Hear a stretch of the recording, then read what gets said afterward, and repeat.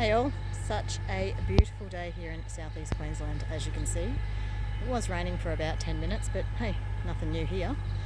Seems to be raining every day now. Thought it was about time to clean up the yard, and then I thought, I should really clean out the black soldier fly larvae bin because a lot of you haven't seen it. Set it up a couple of years back, probably about 4 years ago, and it's sort of been neglected in the last 18 months, so nothing's really been growing in there, but we'll have a look. So here it is, pretty unassuming. Odin, what are you doing? He's scavenging all the bits of bone that have fallen on the ground from me cleaning it out.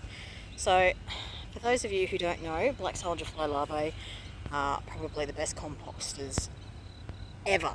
They are so much better than worms, and the best part is they actually harvest themselves when they're ready to pupate, which means you can put a bucket underneath your black soldier fly farm and catch them and feed them to your chickens. So it's an excellent source of protein for them.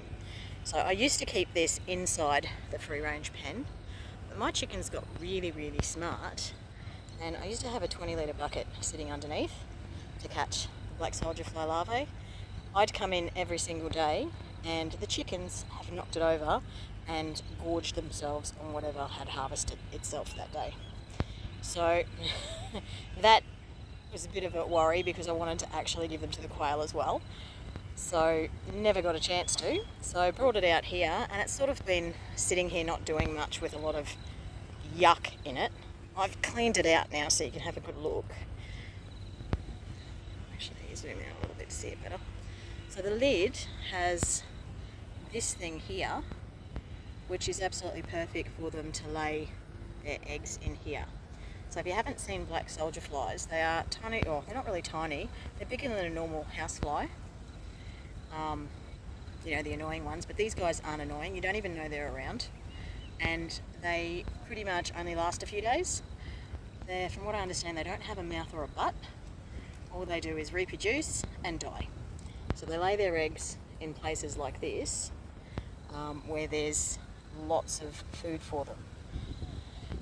Once they hatch, they fall into the actual bin part, which is usually full of scraps.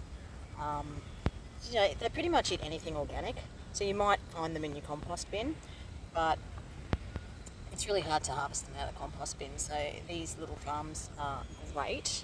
So as you can see, it's just a square box, but it's got a ramp.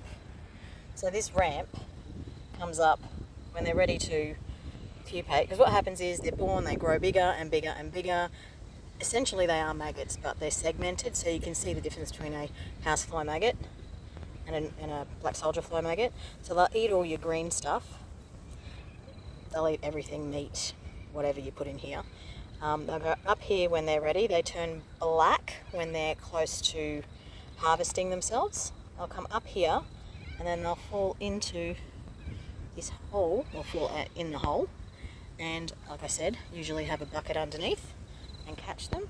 Otherwise they land on the ground, burrow themselves in, pupate, and then come out as a black soldier fly. They're pretty much everywhere in the world. They'll turn up. The old, if you build it they will come, it's true for these guys. So hopefully I can give you some updates in a couple of weeks, but right now I'm just going to fill it with green waste and scraps from the kitchen and whatever else I can find, and hopefully I can update you on what the black soldier fly looks like. But it's definitely something worth doing. You can make a black soldier fly bin out of a little wheelie bin. There's lots of information online on how to make them, but this has worked well for us. So there you go, black soldier fly bin. I will update you as soon as I have some.